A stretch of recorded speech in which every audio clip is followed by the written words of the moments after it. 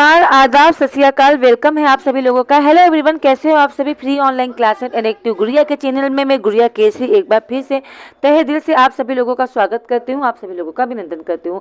Guys, हमारी जो class चली थी इंग्लिश स्पोकन की क्लास है ये, और इंग्लिश स्पोकन में हमने अफर्मेटिव, नेगेटिव और इंट्रोगेटिव से रिलेटेड सेंटेंस हमने पढ़ लिया है। तो आज हम क्या पढ़ने वाले हैं, क्योंकि हमारे यहाँ पे खत्म हो गया है ना। आप ऐसा ही सोच रहे होंगे, लेकिन नहीं, ये अगर आप सोच रहे हो तो गलत सोच रहे हो। आज हम पढ़ेंगे बहुत ही इंपॉर्टेंट चीज, यानी 2 सब्जेक्ट एंड 1 आइडिया। यानी आज हम वो सेंटेंस पढ़ने वाले हैं जिसमें सब्जेक्ट कितने होते हैं, 2 होते हैं, और दोनों मिलकर क्या बनाते हैं, एक आइडिया बनाते हैं। किस तरीके से, उसी के बारे में चर्चा करने वाली हूँ, ठीक है। तो आई होप आप लोग को क्लास पसंद आ रही होगी। सब कुछ क्लियर है। तो आज इंग्लिश स्पोकन की क्लास में हम बहुत इंपॉर्टेंट सब्जेक्ट पढ़ने वाले हैं, यानी बहुत ही इंपॉर्टेंट टॉपिक। इंग्लिश की बात की जाए इंग्लिश स्पोकन में, तो आपका पढ़ने वाले हो आप 2 सब्जेक्ट एंड 1 आइडिया, ठीक है। 2 सब्जेक्ट रहेंगे, 2 सब्जेक्ट एंड, जिसके बीच में क्या लगा रहेगा, एंड। और क्या बनाते हैं ये, तो ये बनाते हैं 1 आइडिया। क्या बनाते हैं, तो ये आपके बनाते हैं 1 आइडिया, ठीक है। और ऐसे के साथ हम क्या यूज करेंगे, तो ऐसे के साथ हम यूज करेंगे सिंगुलर वर्ब, ठीक है। यानी सिंगुलर हेल्पिंग वर्ब का यूज किया जाएगा। कैसे, किस तरीके से होते हैं, अभी हम बात करेंगे, ठीक है। तो आपको पता है, जब भी हम कोई क्लास लेते हैं, जब भी मैं कोई क्लास लेती हूँ, तो सबसे पहले क्या करती हूँ, एक पहेली पूछती हूँ। पहेली से ही स्टार्टिंग करती हूँ। तो आज की पहेली क्या है, ठीक है। तो आज की पहेली देख लो। आज की पहेली है,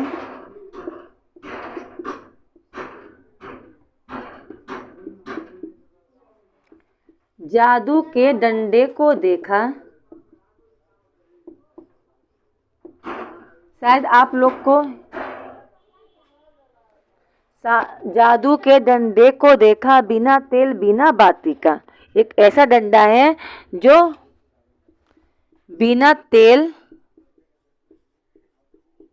और बिना बाती का है। न तो उसमें तेल जलता है, न तेल डलता है, और न वो कैसा होता है, न वो बाती होता है उसमें, ठीक है। बटन दबाते तुरंत रोशनी, ठीक है। क्या,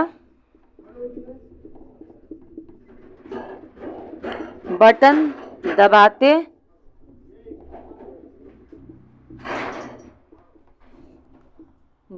दबाते तुरंत रोशनी, हाँ, सभी ओर फैलाता।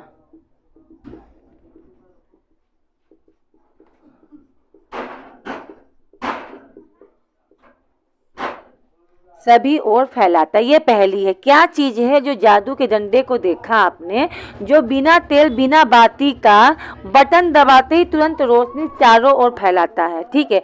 इस क्वेश्चन का आंसर क्या होगा, इस पहेली का आंसर हम जानेंगे कब, इस क्लास के लास्ट में। तो सबसे पहले पढ़ते हैं, बहुत बहुत बहुत ही इंपॉर्टेंट, ठीक है। क्या पढ़ने वाले हैं, तो देखो, आज हम पढ़ने वाले हैं 2 सब्जेक्ट, ठीक है। 2 सब्जेक्ट होंगे, और किससे रिलेटेड होंगे, एंड से। यानी कि 2 सब्जेक्ट होगा, और क्या व्यक्त करेगा, 2 सब्जेक्ट एक आइडिया व्यक्त करेगा। क्या बनेगा, एक आपका आइडिया व्यक्त कर रहा है, और इसके साथ हम क्या यूज करेंगे, सिंगुलर यूनिट, यानी सिंगुलर हेल्पिंग वर्ब का ही यूज होगा, ठीक। जैसे एक देख लो, पहला है ब्रेड एंड बटर, ठीक है। ब्रेड एंड बटर, ठीक। दूसरा है राइस एंड करी, ठीक है। तीसरा है horse and carriage, horse and carriage. और क्या है, चौथा है स्लो एंड स्टडी। 4 करके बताऊंगी तो चीज़ें दिख समझ में आएगी। ठीक है, ये 4 क्या है, देखो 4 आपके सब्जेक्ट हैं, 2 सब्जेक्ट हैं और किससे रिलेटेड है, एंड से। ब्रेड एंड बटर, अब इसके आगे हमें कुछ सेंटेंस बनाना है। मान लो इसके आगे हमें कुछ सेंटेंस बनाना है किस पे, ब्रेड और बटर के बारे में। तो सेंटेंस बनाएंगे तो याद रखना जो भी हेल्पिंग वर्ब लेंगे वो सिंगुलर, क्योंकि ये दोनों मिलके क्या बना रहे हैं, एक आपका आइडिया व्यक्त कर रहे हैं। बात की जाए ब्रेड एंड बटर की, तो ब्रेड एंड बटर किस लिए यूज किया जाता है, ज़्यादातर लोग ब्रेड और बटर का यूज किस लिए करते हैं, तो आप बोलोगे सिंपल सा है, ब्रेकफास्ट। सुबह के नाश्ते में लोग ब्रेड और बटर खाना पसंद करते हैं, है ना, आपने देखा भी होगा। तो आप लिख सकते हो bread and butter is good breakfast, ये आप बता सकते हो, है ना। ब्रेड एंड बटर यानी ऐसे वर्ड के साथ हम कैसा यूज करेंगे, तो सिंगुलर वर्ब का यूज करेंगे, याद रखना singular verb, not plural verb, यानी सिंगुलर हेल्पिंग वर्ब का ही यूज होगा। ठीक है, प्लूरल का नहीं होगा। ब्रेड एंड बटर के साथ आपने क्या लिखा, अगर ब्रेड एंड बटर जो क्या है, 2 सब्जेक्ट हैं, किससे जुड़े हुए हैं, एंड से, और क्या व्यक्त कर रहे हैं, तो एक वन आइडिया को व्यक्त कर रहे हैं। अब आपको ब्रेड और बटर के बारे में क्या लिख सकते हो, तो यही लिखोगे bread and butter is a good breakfast. ठीक है, ब्रेड और बटर जो क्या है, अच्छा क्या है, नाश्ता है। अच्छा, ब्रेकफास्ट किसे कहते हैं, ब्रेकफास्ट जो होता है, ब्रेकफास्ट में ब्रेड और बटर दोनों आ गए और ये क्या कर रहे हैं, तो ये एक आइडिया व्यक्त कर रहे हैं। ठीक है, क्या कर रहे हैं, तो ये आइडिया व्यक्त कर रहे हैं। ब्रेकफास्ट किसे कहते हैं, ब्रेक मतलब क्या होता है, तोड़ना, और फास्ट माने क्या होता है, व्रत। ठीक है, हम क्या करते हैं, रात में खाते हैं, खाना पीना खा के जब हम सोते हैं, ठीक है, रात को जब हम मतलब पढ़ाई लिखाई कुछ भी करके रात को जब सोते हैं, तो रात के सोने के बाद जब हम सुबह उठते हैं, ठीक है, रात को मान लो आप सोए हो 10 बजे, ठीक है, और सुबह कितने बजे उठे, सुबह आप उठ गए 6 बजे, तो आप कितने घंटे सोए, 10 से यानी 6 2 8, 8 घंटे आप 8 घंटे आप सोए हो। तो क्या आप 8 घंटे यानी कि 10 बजे रात से लेके सुबह के 6 बजे तक आपने कुछ खाया है, नहीं खाया है, यानी रात को 10 बजे से लेके 6 बजे तक आपका फास्ट ही तो था, है ना। क्या था भाई, 10 बजे से लेके इंसान 6 बजे तक कुछ भी नहीं खाया, सोया हुआ है, कुछ खाया भी नहीं, तो वो क्या है, आपका फास्ट ही है।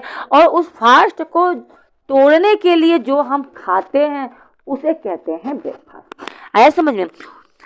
तो हम सुबह के समय जब उस पूरी रात जो आप फास्ट रहते हो और जब जागते हो, सुबह को जो फास्ट तोड़ने के लिए खाया जाता है उसे क्या कहते हैं, ब्रेकफास्ट। और सबसे अधिक लोग क्या करते हैं, नाश्ते में सुबह के समय चाय के साथ ब्रेड और बटर लेना अधिक पसंद करते हैं। तो ब्रेड एंड बटर के साथ आपने क्या लिखा, इज गुड ब्रेकफास्ट, ये क्या है, एक अच्छा ब्रेकफास्ट है। ठीक है, और भी देखो। अच्छा, राइस एंड कढ़ी। अच्छा बताओ, क्या राइस मतलब चावल और कढ़ी मतलब जो कढ़ी हम लोग खाते हैं, है ना, क्या राइस अलग खाया जाता है, कढ़ी अलग खाया जाता है, नहीं ना। राइस और कढ़ी दोनों एक साथ मिला के खाया जाता है ना, दोनों एक साथ कहते हैं कॉम्बिनेशन, चावल और कढ़ी एक साथ मिलाया जाता है और इसे खाया जाता है। तो आप लिख सकते हो राइस और कढ़ी के बारे में कि राइस और कढ़ी क्या है, तो ये आपका डिलीशियस फूड है ना। क्या है, डिलीशियस लंच करो दोपहर में, लोग पूछते नहीं अच्छा दोपहर में क्या बनाऊं खाने में, आप कहते हो ऐसा कढ़ी चावल बना दो, है ना। तो आप लिख सकते हो rice and kadhi is delicious क्या है, आपका लंच। भाई दोपहर में खाते हैं तो उसे लंच कहते हैं, है ना, दोपहर में जो खाते हैं। और ऐसे कभी भी ऐसे वर्ड आ जाए, राइस एंड कढ़ी दोनों साथ में मिला के खाया जाता है, तो ऐसे भी वर्ड के साथ क्या यूज करोगे, हेल्पिंग वर्ब सिंगुलर वर्ब का यूज करना, क्योंकि ये दोनों मिला के क्या यूज कर रहे हैं, आपका आइडिया व्यक्त कर रहे हैं। और भी देखो, हॉर्स एंड कैरिज। हॉर्स मतलब समझते हो, हॉर्स माने हो गया घोड़ा और कैरिज माने क्या हो गया, गाड़ी। ठीक है, क्या कभी ऐसा होता है कि घोड़ा अलग चलता है उसकी गाड़ी अलग चलती है, नहीं ना, घोड़ा आगे आगे चलता है उसके पीछे उसकी गाड़ी लगी होती है ना। तो घोड़ा गाड़ी के बारे में क्या कर सकते हो, तो घोड़ा गाड़ी क्या करते हैं, जब भी रेलवे स्टेशन में उतरते हैं तो वहाँ देखते हैं एक्का वगैरह जो होता है, भाई घोड़ा होता है उसके पीछे गाड़ी लगी होती है, मतलब उसकी जो कैरिज होती है उसे कहते हैं। हॉर्स मतलब क्या हो गया, घोड़ा, और कैरिज मतलब क्या, उसकी गाड़ी। तो घोड़ा गाड़ी क्या करेगा, तो घोड़ा गाड़ी का काम होता है कि वो अपने कस्टमर का, वो अपने पैसेंजर्स वगैरह का क्या करता है, वेट करता है ना। तो आप लिख सकते हैं horse and carriage is waiting for you. क्या करते हैं ये हॉर्स एंड कैरिज वाले जितने भी होते हैं, ये क्या करते हैं, वेटिंग फॉर यू, ये तुम्हारा इंतजार करते हैं, भाई तुम आओगे, मेरी गाड़ी पे बैठोगे, फिर गाड़ी को क्या करेंगे, लेकर चलेंगे, है ना। यानी कि घोड़ा गाड़ी आपका इंतजार कर रहा है ना। क्या कभी घोड़ा अलग इंतजार करता है, गाड़ी अलग? नहीं ना, क्योंकि दोनों एक साथ ही होते हैं। घोड़ा ही गाड़ी को लेकर चलता है और गाड़ी जो होता है घोड़े के बगैर नहीं चलता। और घोड़ा तो मान लो कोई इंसान है, उसका परिवार है, तो घोड़े गाड़ी पे तो बैठ के घोड़ा आगे चलेगा, पीछे गाड़ी पे सब लोग बैठे रहेंगे। अब ऐसा तो नहीं बेचारा घोड़ा पूरे परिवार को लेकर चलेगा, नहीं। तो हो गया आपका घोड़ा गाड़ी, ठीक है। क्या करते हैं, वेटिंग फॉर यू, आपका इंतजार करते हैं। इसके बाद किया है स्लो एंड स्टडी। अब देखो ध्यान से, स्लो एंड स्टडीज आपने सुना भी होगा कि धीरे पढ़ो, आराम से पढ़ो, वो ज़्यादा अच्छा है ना। फास्ट पढ़ो वो सही नहीं होता। स्लो एंड स्टडी की बात की जाए तो कहावत है ये आपका, स्लो एंड स्टडी, ये क्या है, एक तरीके का स्टेटमेंट है। क्या है ये एक प्रकार का स्टेटमेंट है। लोग अक्सर कहते हैं स्लो एंड स्टडी, यानी कि एक तरीके से कहते हैं धीरे की पढ़ाई, लगातार की पढ़ाई रेस जीतती है, जैसे कछुए की चाल, ठीक है। धीरे की पढ़ाई और प्रतिदिन की पढ़ाई, ठीक है, डेली क्या नाम है, सॉरी, धीरे की पढ़ाई और लगातार की पढ़ाई। अब आपने क्या किया, आपको जोश आ गया, आपने कोई मोटिवेशन वीडियो देख लिया, आपको पढ़ना है, नहीं मुझे पढ़ना है, आपने ठान लिया और आज ही आप बैठ गए, आप पूरे 10 घंटे पढ़ लिए। लो, जो आपको 5 दिन पढ़ना था 2-2 घंटा, वो आपने एक ही दिन में पढ़ डाला, कितना, 10 घंटे। और दूसरे दिन आपने कुछ पढ़ा ही नहीं, तीसरे दिन तो कुछ पढ़ा ही नहीं, चौथे दिन कुछ। तो ये पढ़ाई नहीं मानी जाती है, ठीक है। धीरे पढ़ो यानी थोड़ा पढ़ो, लेकिन प्रतिदिन पढ़ो, ठीक है। अब एक दिन 10 घंटा पढ़ ली, दूसरे दिन कुछ पढ़े नहीं, तीसरे दिन कुछ पढ़े नहीं, तो वो पढ़ाई नहीं मानी जाती। कहने का मतलब ये है, पढ़ाई कैसी करो, कछुए की चाल की। आपको पढ़ने की कैपेसिटी नहीं है, पढ़ने की आदत नहीं है, तो ये नहीं है कि आप एक दिन में 5 घंटा ही पढ़ लो, नहीं। स्टार्टिंग करो थोड़ा सा, पहले बना लो कि मैं आधा घंटा ही पढ़ूंगा रोज़। आधा घंटे करते करते जब आपका एक हफ्ता हो जाएगा, फिर आप थोड़ा सा रूटीन और बढ़ाओ कि 15 मिनट और पढ़ूंगा। इस तरीके से फिर आपका 1 घंटा, फिर आप थोड़ा सा और इम्प्रूवमेंट करो। कोई चीज़ की आदत डालने से धीरे धीरे होता है, यानी धीरे की पढ़ाई और लगातार की पढ़ाई आपको क्या बनाती है, तो आपको सक्सेस बनाती है, ठीक है। रेस को क्या करती है, पढ़ाई रेस को जिताती है। ओके, आया समझ में, स्लो एंड स्टडी, ठीक है, यानी धीरे पढ़ो और प्रतिदिन पढ़ो। और देखो और कौन कौन से होते हैं, तो और देखो ये तो चार हो गए, ये आपके कहावतें हैं। कौन सा, ये आपका हॉर्स एंड कैरिज क्या है, ये आपका कहावत हो गया। अब 4 ये हो गया, 4 और देखो। आई होप इतना समझ में आया होगा, है ना। ये चीज़ आपने नहीं पढ़ी होगी, कहीं नहीं पढ़ी होगी जो मैं आपको पढ़ा रही हूँ, ठीक है। ये नई चीज़ें हैं और बहुत मज़ेदार हैं। आओ देखो, अब 5वां देखते हैं। 5वां है आपका hard work and smart work,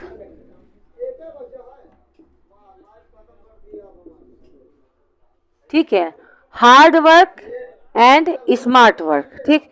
दूसरा क्या है, तो एक और देखो, 5 हो गया। 6 टाइम एंड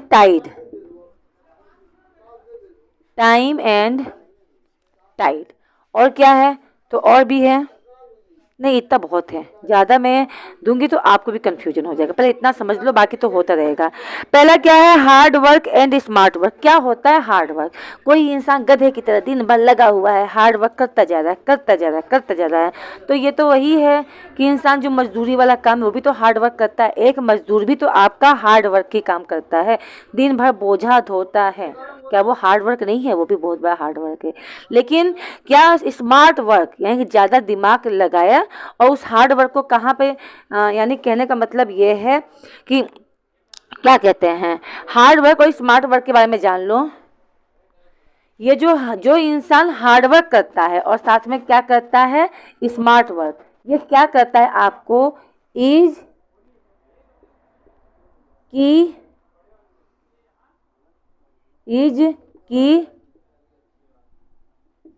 टू सक्सेस, ये आपको सफलता तक ले जाता है। ठीक है, केवल कुल्हाड़ी उठा के मिट्टी खोदना, ठीक है, हार्ड वर्क कर रहे हो उससे आप सक्सेस नहीं होगे। यानी कहने का मतलब होता है शरीर की मेहनत और दिमाग की मेहनत सफलता की कुंजी है। ठीक है, मेहनत भी कर रहे हो साथ में अपने माइंड का भी यूज कर रहे हो, तब जाके आप सक्सेसफुल होगे। ठीक है, केवल हार्ड शरीर से शारीरिक वर्किंग करने से आप नहीं सक्सेसफुल होगे, क्योंकि हार्ड वर्क तो एक मजदूर भी करता है और वो पूरी ज़िंदगी पर मजदूर ही बना रहता है। ठीक है, आपको क्या करना है, हार्ड वर्क शरीर से भी करना है और स्मार्ट वर्क यानी कि दिमाग का भी यूज करना है, यानी मेहनत भी करनी है और साथ में दिमाग माइंड का भी यूज करके आप क्या कर सकते हो, आप अपने लाइफ को सक्सेस तक ले जा सकते हो। ठीक है, जैसे मुकेश अंबानी, क्या इन्होंने हार्ड वर्क नहीं किया था? बिल्कुल किया था। शुरू में इन्होंने भी तो बहुत, जब कहते हैं जब ये पहली बार मुंबई पहुंचे थे तो इनके पास कुछ भी नहीं था, मात्र 1 रुपये था। ठीक है, उसी 1 रुपये से इन्होंने हार्ड वर्क किया, शुरू में हार्ड वर्क किया। ठीक है, थोड़ा हार्ड लगा इन्हें काम करते करते, फिर अपने दिमाग का खेल खेल के, ठीक है, ये क्या हो गया, स्मार्ट वर्क। जैसे इसमें अमेजोन चल रहा है, आपका फ्लिपकार्ट चल रहा है, आजकल देख रहे हो, ये भी तो एक माइंड का यूज किया गया। पहले शुरू में खुद डिलीवरी करने जाता था, फिर जब काम में प्रोग्रेस होने लगा तो फिर लड़के रखना स्टार्ट कर दिया, फिर हर एक चीज़ आपको क्या कर रहा है, अवेलेबल करवा रहा है। तो ये सब माइंड का ही तो है। अब एक मजदूर इतना कर नहीं सकता, यानी शारीरिक श्रम और दिमाग का श्रम। ठीक है, यानी कि शरीर की मेहनत और दिमाग की मेहनत आपको क्या बनाती है, सक्सेस बनाती है। ठीक है, ओनली आप सोचोगे कि केवल दिमाग का यूज करके आप स्ट्रांग बन सकते हो, सक्सेसफुल बन सकते हो, तो ये कहना सही नहीं होगा। फिर क्या दिया है, टाइम एंड टाइड। टाइम मतलब क्या होता है, समय, और टाइड मतलब क्या होता है, ज्वार भाटा। ठीक है, समय और ज्वार भाटा के बारे में अगर आपको कोई सेंटेंस बनाओ तो क्या बनाओगे, सोचो। टाइड मतलब क्या होता है, समुद्र के अंदर निकलने वाला जो ज्वार भाटा होता है ना। आप देखते हो सुनामी का नाम सुना है, सुनामी जब समुद्र में ऊंची ऊंची लहरें उठती हैं, बहुत ज़्यादा जब ऊंची लहरें उठती है ना, तो बड़ी बड़ी बिल्डिंगों को अपने साथ चपेट में ले लेती है, तो उसे ज्वार भाटा ही कहते हैं। समुद्र के अंदर जब बहुत ज़्यादा ऊंची ऊंची क्या होती हैं, लहरें आती हैं, तो उसे सुनामी कहते हैं, यानी एक तरीके से आप टाइड कह सकते हो। ठीक है, तो टाइम एंड टाइड यानी समय और क्या है, ज्वार भाटा। ठीक है, इसके बारे में आप क्या लिख सकते हो, ये क्या है, इसके बारे में आप लिख सकते हो,